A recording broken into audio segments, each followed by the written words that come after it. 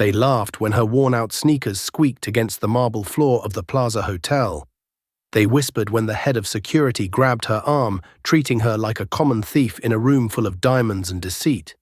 But the laughter died instantly when the doors swung open and Alexander Sterling, the most powerful man in New York, dropped to his knees in front of her. "You think you know how this story ends? You have no idea. This is the story of Elara Jenkins, the woman they tried to throw out, and the secret that brought an empire to its knees. The rain in Manhattan that Tuesday was the kind that didn't just soak you. It seemed to seep into your bones, heavy and grey." Elara Jenkins pulled her coat tighter around herself as she stood on the corner of 59th and 5th. The coat was a beige trench she'd bought at a thrift store in Queens 3 years ago. It had a missing button near the collar and a stubborn coffee stain near the hem that no amount of scrubbing could remove. Tonight, amidst the downpour, it looked even sadder than usual. Across the street, the Plaza Hotel glowed like a beacon of golden exclusion.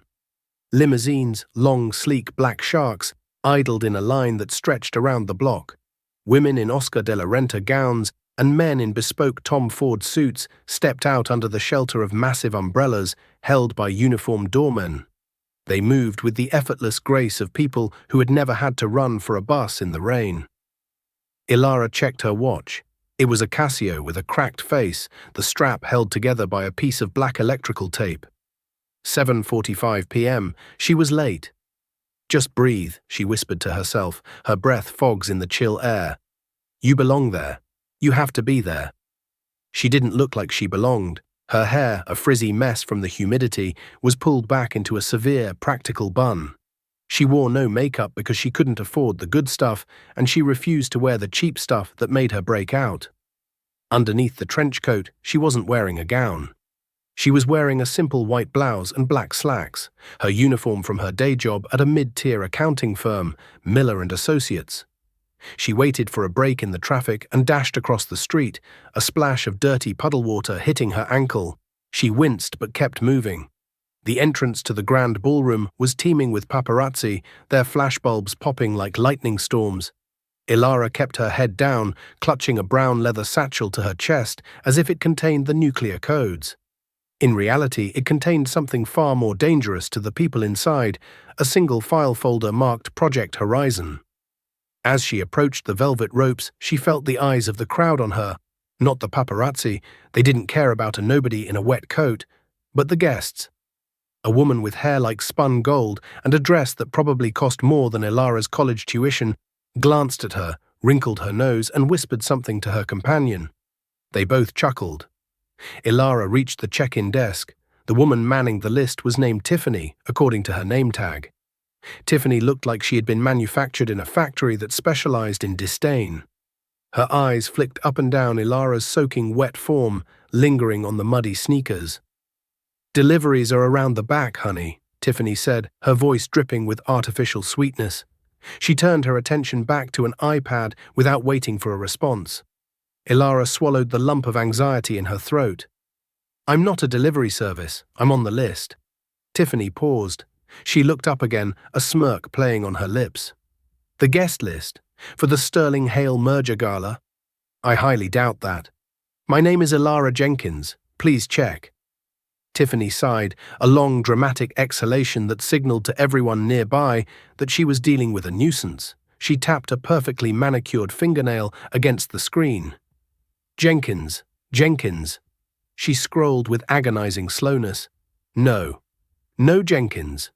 As I said, the service entrance is on 58th Street. Please move aside. You're blocking the view for Mr. and Mrs. Vanderbilt." Elara's heart hammered against her ribs. She knew she wasn't on the digital list. She had been invited personally, verbally, 3 hours ago, via a burner phone call that had ended abruptly. "I need to speak to Alexander Sterling," Elara said, her voice rising slightly. "It's an emergency. He's expecting me." The mention of the name caused a ripple of silence in the immediate vicinity. Alexander Sterling wasn't just a billionaire, he was a titan. He owned half the skyline and the media networks that broadcast it. People didn't just ask to speak to him.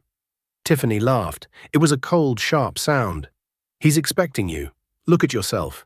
Mr. Sterling doesn't associate with, well, let's be honest, people who look like they slept in a subway station. Is there a problem here, Tiffany? The voice was deep, gravelly, and terrifying. A man stepped out from the shadows of the foyer. He was massive, built like a linebacker squeezed into a tuxedo that was 2 sizes too small. His head was shaved, and he had a scar running through his left eyebrow. His name tag read G. Henderson, Head of Security. Mr. Henderson, Tiffany beamed, pointing an accusing finger at Ilara. This woman is refusing to leave. She claims she's here to see Mr. Sterling. I told her deliveries are in the back. Henderson turned his gaze on Ilara. It felt physical, like a shove. He stepped into her personal space, towering over her. He smelled of stale cigarettes and expensive cologne, a jarring combination. Ms. Jenkins, Henderson said, reading the name off the lanyard she had forgotten to take off from work. You're trespassing. This is a private event for the elite of New York society. The entry fee alone is $50,000. Do you have $50,000 in that wet bag of yours? It's not about money, Ilara insisted, clutching the bag tighter. I have information, vital information regarding the merger. If Alexander doesn't see this file before midnight, this whole company… Enough, Henderson snapped. He snapped his fingers, and 2 other security guards, younger but equally intimidating, materialized from the crowd. We get crazy fans and conspiracy theorists every year, but usually they dress better. You're making a scene. I'm not a fan, Ilara shouted, desperation taking over. The crowd was staring now. The flashbulbs had turned away from the celebrities and were popping in her direction. She was being documented as the crazy bag lady crashing the party of the century. Check the file, just look inside the bag, Henderson sneered. I'm not touching your garbage. He reached out, his hand, heavy and thick-fingered, clamping onto her shoulder. The grip was painful. Escort her out, and if she struggles, call the NYPD. Tell them we have an attempted extortionist on the premises. Get your hands off me, Ilara cried out, trying to twist away.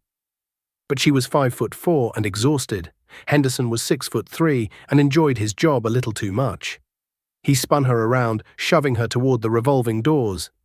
The wet soles of her sneakers slipped on the polished marble. Ilara fell. It wasn't a graceful fall. Her legs went out from under her, and she hit the ground hard, her hips slamming against the stone.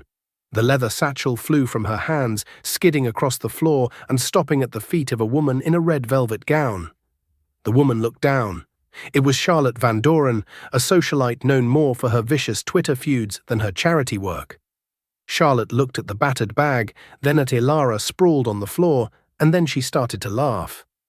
Oh, look, Charlotte announced to the room, raising her champagne flute.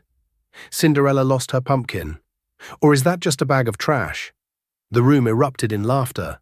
It was a sound that would haunt Ilara for the rest of her life, a chorus of wealth and privilege mocking her pain. The laughter was a physical weight, pressing Ilara into the cold marble floor. Her hip throbbed with a sharp, hot pain, but the humiliation burned hotter. She scrambled to her hands and knees, her hair coming loose from its bun, wet strands plastering against her face. My bag, she gasped, reaching out. Henderson stepped on the strap of the satchel before she could grab it. He looked down at her with pure contempt. You've done enough damage to the ambience, don't you think? He kicked the bag away, sliding it further out of her reach, toward the revolving doors. Please, Ilara begged, looking up at him. Her eyes were welling with tears now, blurring the lights of the chandeliers into jagged stars. You are making a mistake, a massive mistake. The only mistake, Henderson growled, was letting you get past the sidewalk. He grabbed her by the upper arm again, roughly hauling her to her feet. His fingers dug into her biceps so hard she knew there would be bruises tomorrow. Let her go, a voice called out from the crowd, but it was weak, hesitant. Ilara glanced over to see a young waiter looking distressed, but he was quickly silenced by a sharp look from his manager. No one was going to help her. In this world, poverty was a contagion, and everyone was terrified of catching it. Henderson began to drag her, literally drag her. Ilara's feet scuffed uselessly against the floor as she tried to gain traction. You don't understand, she yelled, her voice cracking. The merger is a lie. The numbers are fake. If he signs those papers at midnight, Sterling Hale goes bankrupt by Monday. A hush fell over the immediate area. The word bankrupt was a curse word in this room, far more offensive than any profanity. Charlotte Van Doren stepped forward, her red dress swirling. She looked amused, like she was watching a play. "Oh, honey," she drawled, stepping into Ilara's path. "Do you really think Alexander Sterling, a man who has generated billions in profit for 3 consecutive quarters, needs financial advice from a girl wearing— what is that? Polyblend?" More laughter. Henderson yanked Ilara sideways to bypass Charlotte. "Show's over, folks. Just a mental patient off her meds." "I'm not crazy," Ilara screamed, the fight-or-flight response fully kicking in. She twisted her body, driving her elbow back into Henderson's gut. It wasn't a hard hit. She wasn't a fighter, but it was unexpected. Henderson grunted, his grip loosening for a fraction of a second. Ilara tore herself free. She didn't run for the door. She ran for the bag. She dove for the leather satchel, clutching it to her chest. But before she could stand, Henderson was on her. This time, he wasn't just doing his job. He was angry. He grabbed the back of her trench coat and hauled her up, the fabric tearing loudly. "That's it," Henderson snarled, his face red. "You're going to jail." He twisted her arm behind her back, forcing her head down. "Open the doors," he shouted to the junior guards. "Get this trash out of my sight."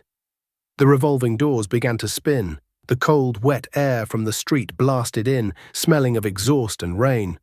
Ilara saw the dark pavement waiting for her.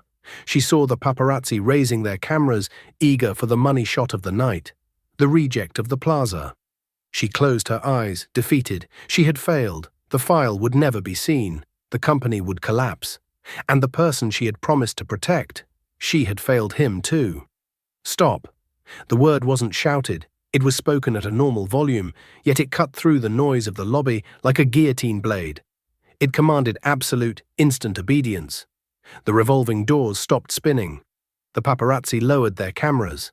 The whispers died. Even the rain seemed to quiet down against the glass.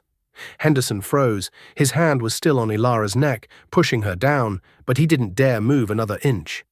At the top of the grand staircase, standing under the massive crystal chandelier, was a man. He was wearing a tuxedo that fit him as if he had been born in it.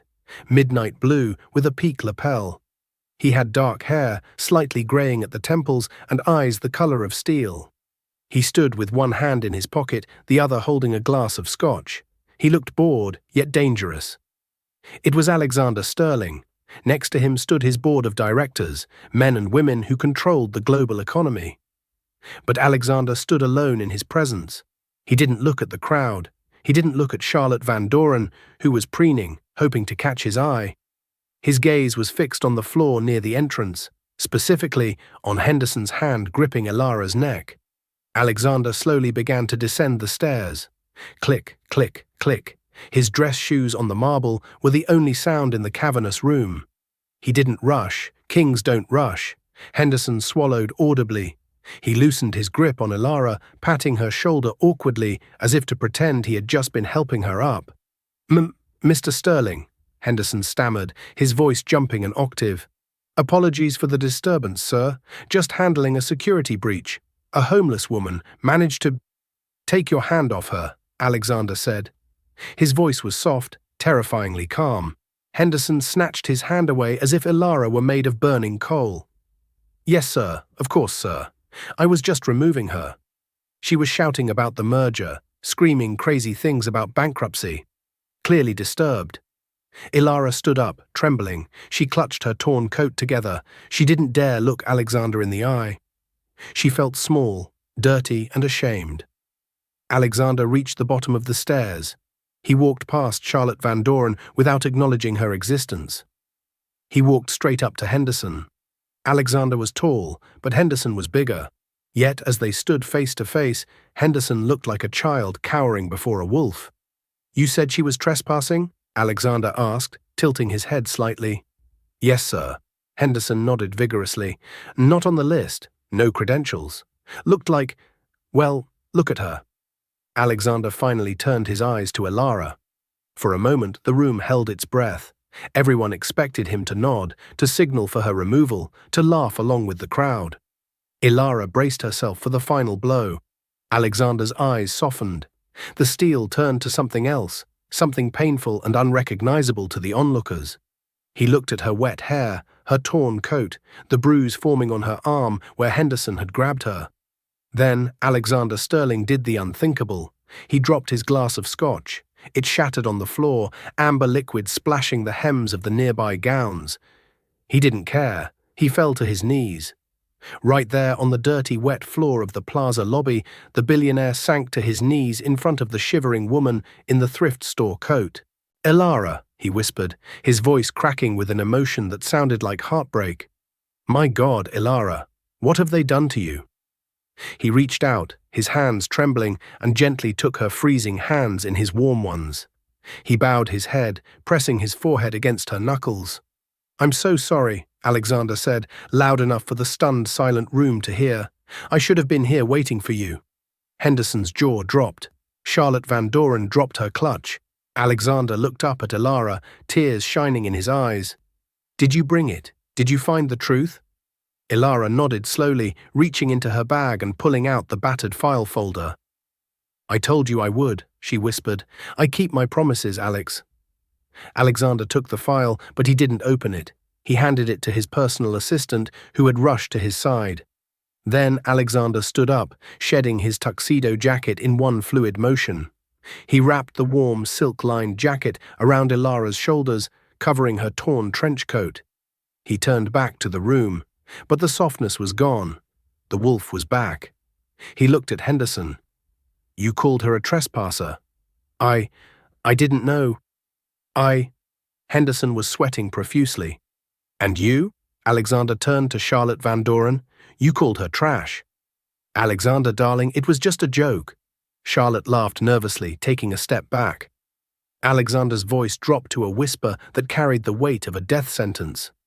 "This woman," Alexander said, placing a protective hand on Elara's back, "is not trash. She is the only reason this company, and my family, still exists." He looked at the crowd, his eyes blazing. "And as of this moment," Alexander announced, "she is the new owner of the Plaza Hotel." The silence in the plaza lobby was absolute, a stark contrast to the chaotic thunder of the storm raging outside. The only sound was the rhythmic dripping of water from the hem of Elara's trench coat onto the pristine marble, a sound that echoed like a ticking clock counting down the seconds of Henderson's career. Henderson, the man who had been a titan of intimidation only moments ago, looked as though the air had been sucked out of his lungs. "Owner," he croaked, his eyes darting from Alexander to Elara. "Mr. Sterling, with all due respect, she's an employee at Miller & Associates. I saw her ID. She's an accountant."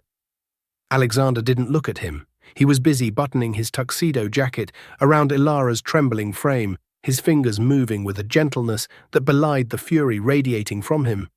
"Elara," Alexander murmured, ignoring the security guard entirely. "Are you hurt? Do we need a paramedic?" "I'm fine, Alex," Elara said, her voice stronger now, though she still gripped his lapels for support. "Just my hip. And my pride." Alexander turned. The movement was slow, deliberate, and predatory. He faced Henderson. "An accountant," Alexander repeated, the word rolling off his tongue like a weapon. "You saw an ID badge, and you saw a wet coat, and you decided you knew her entire story." "I was protecting the guests," Henderson pleaded, gesturing wildly to the crowd of onlookers who were now recording every second on their iPhones. "Look at her. She doesn't fit the profile. We have strict protocols for the gala." "Protocols," Alexander said, stepping closer. He was 3 inches shorter than Henderson, but in that moment he seemed to loom over the security chief like a skyscraper. "Let me explain a new protocol to you, Mr. Henderson. It's called competence." Alexander gestured to the grand staircase, to the portraits of the hotel's founders hanging on the walls. 3 years ago, this hotel was insolvent, Alexander announced, his voice projecting to the back of the room. The Sterling Group was ready to sell it for scraps to a developer from Dubai. The only reason this building is standing and you have a job is because Elara Jenkins restructured the entire debt portfolio in a single night. A gasp rippled through the crowd. "She didn't want credit," Alexander continued, his eyes locking onto Charlotte Van Doren, who was trying to inch away toward the exit. "She didn't want fame. She went underground. She took a job at a mid-level accounting firm to investigate the very people trying to destroy us from the inside. She has lived in a studio apartment in Queens on a minimum wage budget for 36 months to gather the evidence in that bag.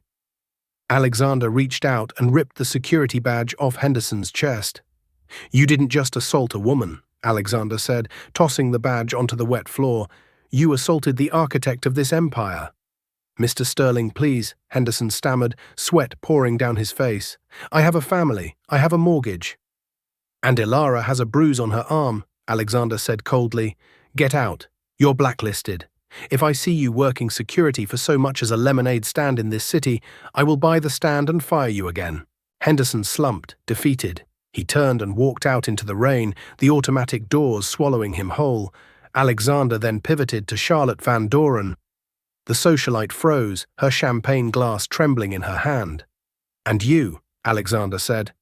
"Alex, honestly," Charlotte forced a laugh, flashing her veneers. "It was a misunderstanding. She looked...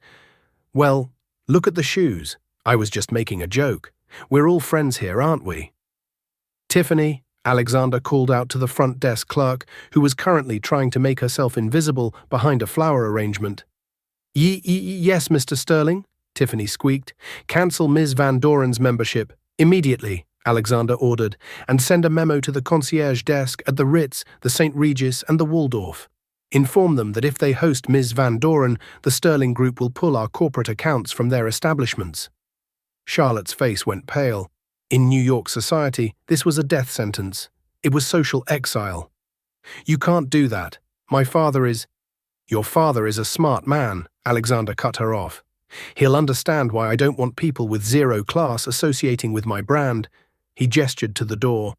"Leave, before I have you escorted out by the new head of security." Charlotte gasped, looked around for support, found none, and fled the lobby, her red velvet heels clicking frantically against the stone. Alexander turned back to Ilara. The rage in his eyes vanished, replaced by an intense, worried scrutiny. He reached up and gently tucked a strand of wet hair behind her ear. "I need to get you upstairs," he said softly. "The board is waiting, and Victor Hale is there." At the mention of the name, Ilara's spine straightened. The vulnerability evaporated. Her eyes, previously filled with tears, hardened into flint. "Victor is here?" she asked, clutching the leather bag tighter. "He's popping champagne," Alexander said grimly. "He thinks the deal is done. He thinks the audit cleared." Ilara looked down at her muddy sneakers, then up at Alexander. A small, dangerous smile touched her lips. "Then let's not keep him waiting," she said. "I have a merger to kill." The elevator ride to the penthouse was silent, but the air was thick with unspoken history. The gold-plated doors reflected their distorted images. Alexander, the epitome of wealth and power, and Ilara, looking like a drowned rat in a tuxedo jacket that cost more than a car. But as the floors ticked upward, 10, 20, 30, Ilara's demeanor shifted. She rolled her shoulders back. She wiped the rain from her face with her sleeve. She wasn't Ilara Jenkins, the tired accountant, anymore. She was Ilara Sterling. "You never told them," Ilara said, breaking the silence as they passed the 40th floor. "About the marriage." Alexander looked straight ahead, his jaw tight. "We agreed to keep it a secret until the investigation was over. To protect you." He glanced at her, pain flashing in his eyes. "Though clearly I did a terrible job of that tonight." "You came for me," Ilara said. "That's what matters." "I was 2 minutes late," he countered bitterly. "If I had been 5 minutes later—" "Focus, Alex," she commanded, her voice snapping with professional authority. "Victor Hale has been cooking the books for 5 years. He's using Hale Dynamics to launder money for the cartel in Sinaloa. If you sign that merger at midnight, the DOJ freezes all your assets by morning. The Sterling name becomes synonymous with federal prison." Alexander's eyes widened. "The cartel? I thought it was just embezzlement." "It's worse," she tapped the bag. "It's blood money, billions of it, mixed into the pension funds." The elevator dinged. The doors slid open to the penthouse suite. The room was a masterpiece of opulence, floor-to-ceiling windows overlooking Central Park, a jazz quartet playing softly in the corner, and waiters circling with trays of caviar. At the center of the room sat a long mahogany table where 12 members of the board of directors were seated. And at the head of the table, sitting in Alexander's chair, was Victor Hale. Victor was a handsome man in a serpentine way. Sleek silver hair, a tan that came from a sun lamp, and a smile that didn't reach his eyes. He was holding a fountain pen, hovering it over a stack of documents. "Ah, Alexander," Victor boomed, standing up and spreading his arms. "We were getting worried. The clock is ticking. Midnight is approaching." He glanced at Ilara, his smile faltering for a microsecond before returning. "And you've brought a guest. I didn't realize we were doing charity work tonight." The board members murmured confusedly. Some recognized Ilara from her time at the company years ago, but most just saw a disheveled woman in a man's coat. "This isn't a guest," Alexander said, walking into the room and pulling out the chair at the opposite end of the table for Ilara. "This is the lead auditor for the merger." Victor laughed, a dry, dismissive sound. "The auditor?" "Alexander, we used Deloitte. The audit is finished. The report is clean." Ilara sat down. She didn't look at the board. She placed the muddy, battered leather satchel on the polished mahogany table. The wet leather left a dark smear on the wood. A board member gasped at the lack of decorum. Ilara opened the bag. She pulled out a thick stack of papers, damp at the edges, and slapped them onto the table. "The Deloitte report was based on the financials you provided, Victor," Ilara said, her voice clear and resonant. These are the real numbers, the ones you keep on the server in the Cayman Islands, the one you thought was encrypted." Victor's face went rigid. "Who is this woman?" "Alexander, get her out of here. She's delirious." "My name," Ilara said, standing up and shedding Alexander's jacket to reveal her simple, stained work blouse, "is Ilara Jenkins, formerly Ilara Sterling, former CFO of this company." "She's lying," Victor snapped, looking at the board. "She's a disgruntled ex-employee. Look at her. She's a mess." "I'm a mess because your security team just tried to throw me into traffic," Ilara shot back. She picked up a document and slid it down the long table. It spun perfectly, stopping right in front of the chairman of the board, a stern man named Arthur Penn. "Arthur," Ilara said, "look at page 4. Look at the line item for logistics consultation in Mexico City." Arthur Penn put on his reading glasses. He squinted at the paper. The room went deathly silent. $75 million, Arthur read. "Paid to a shell company. Viper Holdings." "Now look at page 10, Ilara instructed. "Who owns Viper Holdings?" Arthur flipped the pages, his face drained of color. He looked up at Victor Hale with horror. It's registered to your personal trust, Victor." Victor slammed his hand on the table. "This is a fabrication. She forged it. I want security up here now." "Security isn't coming for me, Victor," Ilara said calmly. She reached into her pocket and pulled out her cracked phone. She pressed a button. "They're coming for you." "What are you talking about?" Victor sneered. "I didn't just come here to stop the merger," Ilara said. "I stopped at the Federal Reserve Building on Liberty Street first. I met with Agent Miller from the FBI at 6 p.m. Victor froze. He looked at the elevator doors. "You see," Ilara continued, walking slowly toward him, "I knew you wouldn't let me into the building if you knew who I was. I knew you had the guest list rigged, so I had to play the part, the tired, poor, invisible nobody, because you people, you never look at the help. You never look at the people cleaning the floors or doing the data entry. You think you're gods." She stopped directly in front of him, but even gods can bleed. As if on cue, the elevator doors pinged open again. This time, it wasn't a waiter. It was 6 federal agents in windbreakers, marked FBI. "Victor Hale," the lead agent announced, stepping into the penthouse. "You are under arrest for securities fraud, money laundering, and conspiracy to commit racketeering." Victor looked at the window, perhaps calculating if he could jump. Then he looked at Alexander. "You set me up," Victor hissed. "You knew." "I didn't know," Alexander said, stepping up beside Ilara and taking her hand. "But I knew her.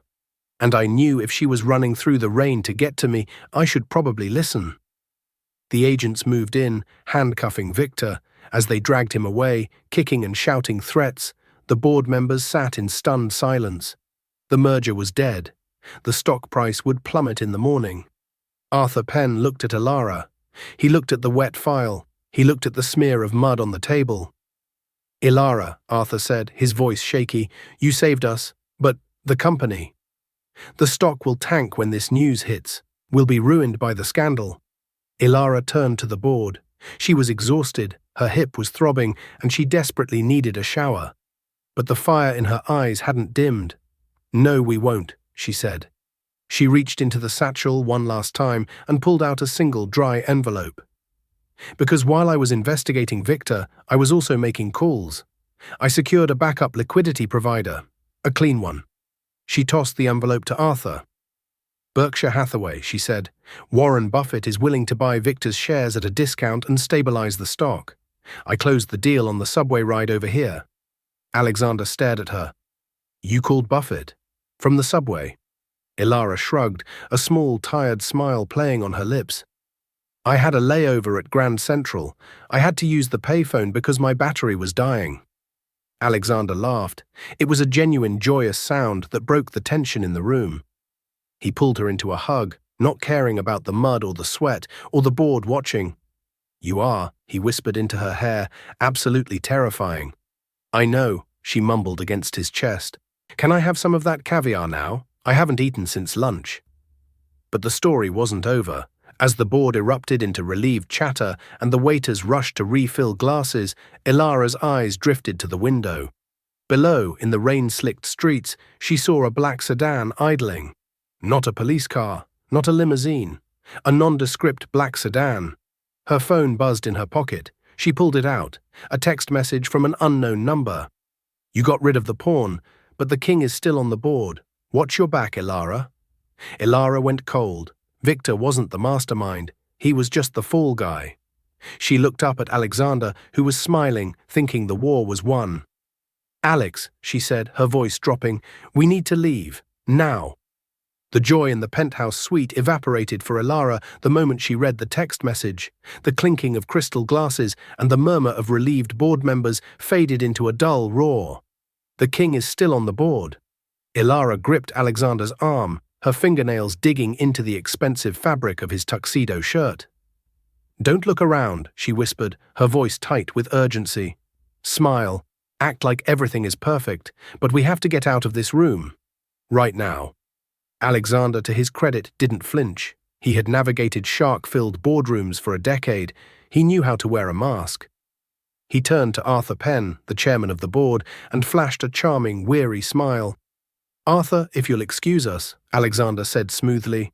"Elara has had a long night, and I believe we have some legal documents to review before the morning press release. We'll take my private office downstairs." Arthur Penn looked up from the documents Elara had provided. His eyes, usually cold and calculating, were unreadable behind his spectacles. He tapped his finger against the mahogany table. Tap, tap, tap. "Of course, Alexander," Arthur said. His voice was calm, almost too calm. "Go, rest. You've both earned it. We'll handle the cleanup." "Let's go," Elara muttered, pulling Alexander toward the exit. They didn't head for the main elevator. Elara steered him sharply to the left, through the service corridor used by the catering staff. "Elara, what is going on?" Alexander demanded as soon as the heavy service door swung shut behind them.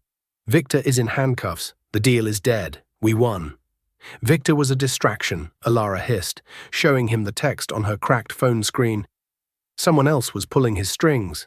Someone who was in that room." Alexander stared at the screen. "The king? That's riddles.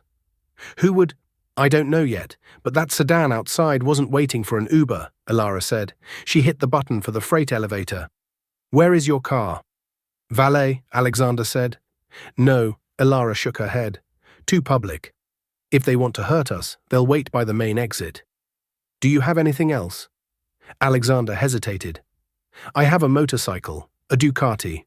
It's parked in the residence garage on the sublevel. I keep it for stress relief." "Perfect," Elara said. "We take the bike." The freight elevator rattled as it descended.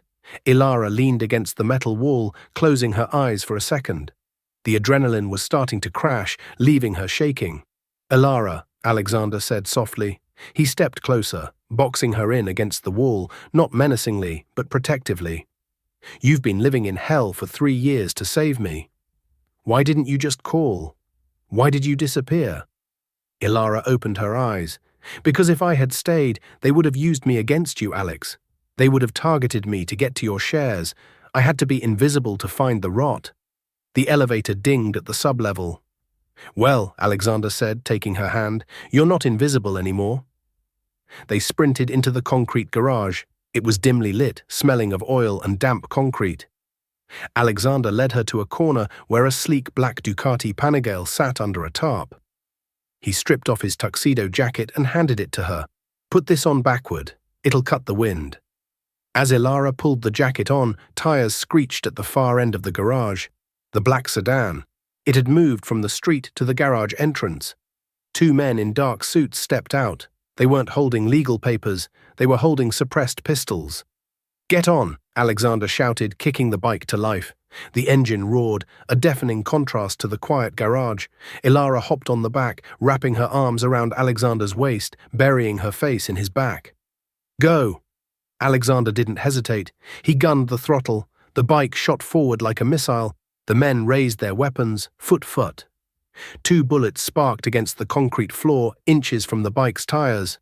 Alexander swerved, banking hard around a concrete pillar. He aimed the bike not at the exit ramp, which was blocked by the sedan, but at the pedestrian exit door. "Alex, that's a door," Ilara screamed. "Hold on." Alexander revved the engine and popped the clutch. The front wheel lifted. He slammed the bike through the heavy metal fire door, the sheer force and weight blowing the latch. They burst out into the service alleyway, rain instantly pelting them. They skidded onto 58th Street, weaving between yellow taxis and stunned pedestrians. Alexander didn't slow down. He wove through traffic with the reckless precision of a man who had nothing left to lose. Behind them, the sedan burst out of the alley, its engine roaring. The chase was on. They tore down 5th Avenue. The rain was blinding, turning the streetlights into streaks of neon. Ilara clung to Alexander, her heart hammering against his spine. She looked back over her shoulder. The sedan was gaining, pushing cars out of its way. "They're still there," she yelled over the wind. "Not for long," Alexander yelled back. He took a sharp right onto a one-way street, going the wrong way. Horns blared, headlights blinded them. Alexander threaded the needle between a bus and a delivery truck, scraping the side of the bike but keeping it upright. The sedan couldn't follow. It slammed on its brakes to avoid a collision with the bus, spinning out on the wet asphalt. They sped away into the labyrinth of the city, leaving the chaos behind. But Ilara knew this was only a temporary reprieve. They had escaped the pawns, but the king was still making moves. "Where are we going?" Alexander asked. They had been riding for 20 minutes in silence, zigzagging through the boroughs to ensure they weren't followed. They were soaked to the bone. "Queens," Ilara shouted. "Astoria, my apartment." "Is it safe?" "It's the last place they'll look for Alexander Sterling," she said. They parked the bike 3 blocks away, covering it with a discarded plastic sheet near a dumpster. They walked the rest of the way in the shadows. Ilara led him to a run-down brick building with a flickering light above the entrance. She fumbled with her keys that hung on a chain with a plastic cat, a stark contrast to the diamond jewelry she used to wear. They climbed 4 flights of stairs. The hallway smelled of boiled cabbage and old carpet. Ilara unlocked door 4B and pushed it open. The apartment was tiny, a studio the size of Alexander's walk-in closet. A mattress on the floor, a folding table covered in stacks of paper, and a single window looking out at a brick wall. Alexander stepped inside, looking around with a mixture of shock and heartbreak.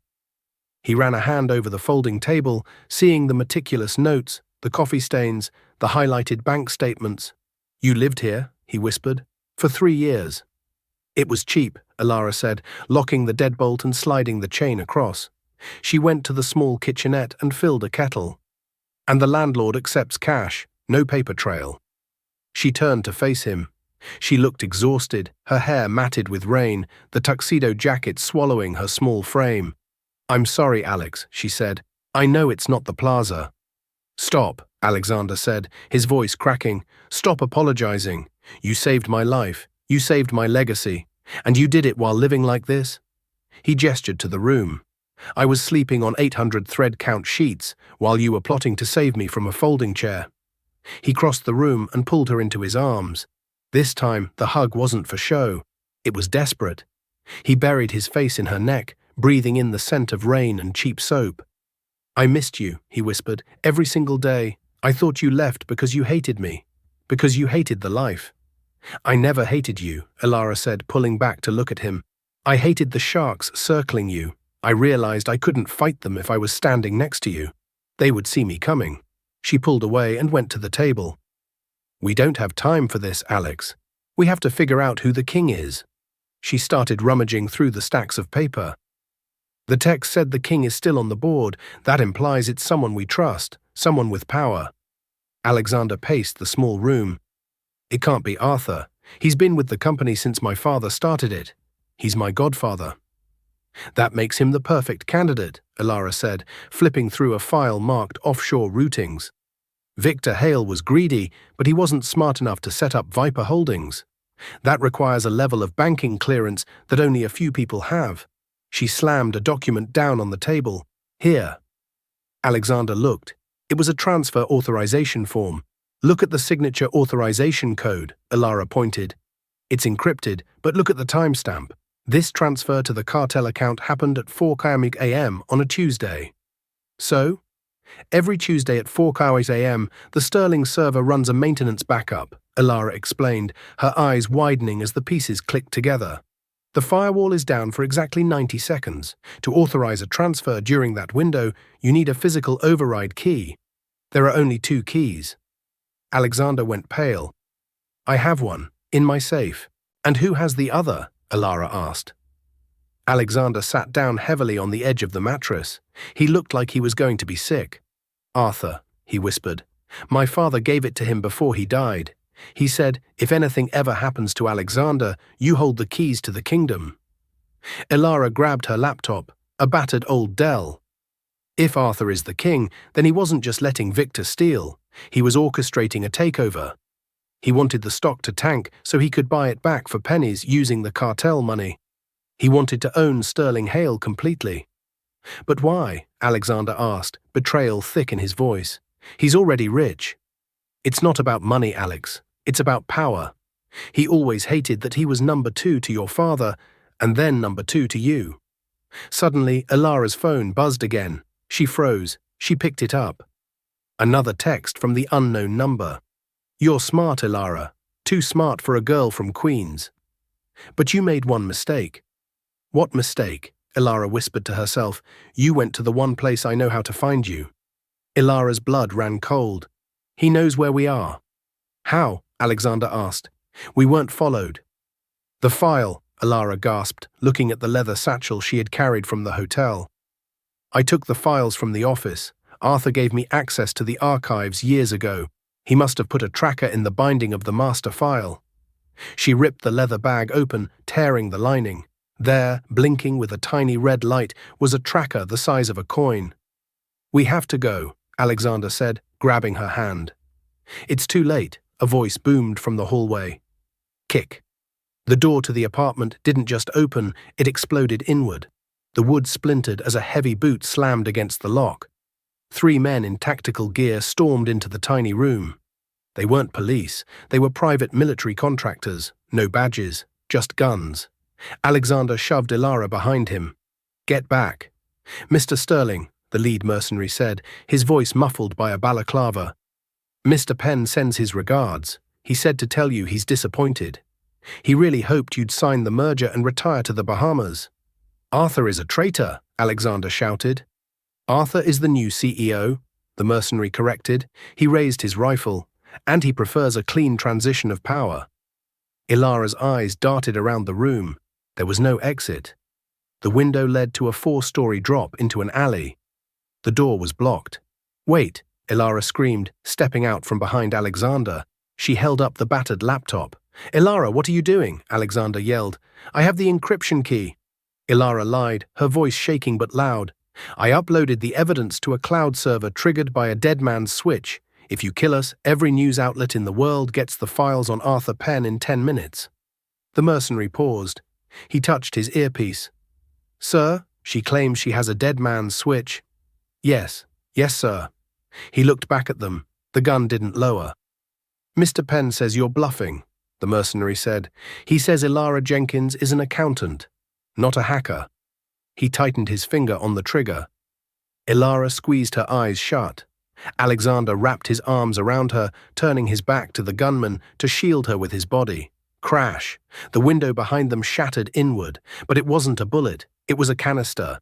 It hit the floor and hissed. Smoke, thick purple smoke, instantly filled the tiny room. Flashbang! The mercenary yelled, firing blindly. The room erupted in chaos. Bullets tore into the walls. Alexander tackled Ilara to the floor, covering her head. Through the purple haze, a figure swung in through the broken window on a rappel line, a figure dressed in black, moving with impossible speed. The figure landed between Alexander and the gunman. 2 rapid shots rang out. Thwip, thwip. Not gunfire, but the sound of tasers discharging. 2 mercenaries dropped, convulsing. The 3rd mercenary turned, but the figure swept his legs out from under him and delivered a precise, brutal kick to the temple. The man went limp. Silence fell over the room, save for the hissing of the smoke canister. Alexander coughed, waving the purple smoke away. Who are you? The figure stood up and turned toward them. They removed their hood. It was a woman. She was older, perhaps in her 60s, with steel-grey hair cut into a sharp bob and a scar running down her cheek.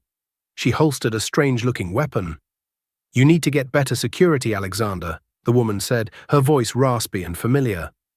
Alexander's jaw dropped. He looked at the woman as if he were seeing a ghost. Mother? Alexander whispered. Victoria Sterling, the woman who had supposedly died in a plane crash 10 years ago, stepped over the unconscious mercenary and extended a hand to Ilara. Hello, Ilara, Victoria said with a grim smile. I hear you've been doing my job for me. Grab your bag. We have a war to win. The morning sun broke over Manhattan, casting long shadows across the boardroom of the Sterling Tower.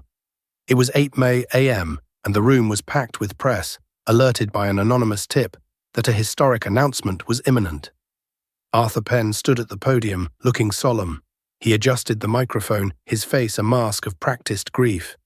It is with a heavy heart, Arthur began, his voice trembling slightly, that I must announce a tragedy. Last night, Alexander Sterling, our leader, my godson, went missing during a violent altercation. We fear the worst. The stress of the merger, the mental instability. He paused for effect, wiping a non-existent tear.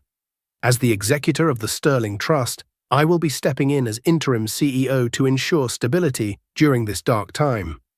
Camera shutters clicked furiously. The narrative was set. The king had taken the crown. Objection! A voice rang out from the back of the room. The heavy double doors swung open. Ilara Jenkins walked in. She wasn't wearing the torn trench coat or the muddy sneakers. She was wearing a tailored white suit, immaculate and sharp. Her hair was pulled back, her chin held high. Behind her walked Alexander Sterling, alive and furious. And behind him, a woman who made the entire room gasp. Victoria Sterling, the matriarch who had been mourned for a decade. Arthur Penn froze. The color drained from his face so fast he looked like a wax figure. He gripped the podium, his knuckles white. Victoria. But the crash. I survived, Arthur, Victoria said, her voice amplified by the stunned silence of the room. She walked up the aisle, flanking Ilara. I had to disappear to stay alive. I had to wait until you made a mistake. She pointed at Ilara. And then she made you make one. Ilara stepped up to the podium. Arthur was too paralyzed to stop her. She placed the battered leather satchel, now cleaned and polished, next to his microphone. Ladies and gentlemen of the press, Ilara said, her voice steady. The documents in this bag don't just prove that Arthur Penn embezzled billions. They prove he sabotaged the company plane 10 years ago. They prove he hired mercenaries to kill us last night. She looked at the cameras. My name is Ilara Sterling. I am the CFO of this company, and the man standing next to me is not unstable.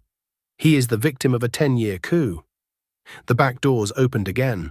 This time it wasn't family, it was the FBI, led by the same agents who had arrested Victor Hale. They moved in on the podium. Arthur looked at Alexander. I did it for the legacy. Your father was weak. My father built this, Alexander said coldly as the handcuffs clicked around his godfather's wrists. You just tried to steal it. As Arthur was dragged away, shouting obscenities, the room erupted. Reporters shouted questions, flashing cameras blindingly. Alexander stepped forward, putting an arm around Ilara's waist. He leaned into the microphone. One last thing, Alexander said. The Plaza Hotel? It's under new management.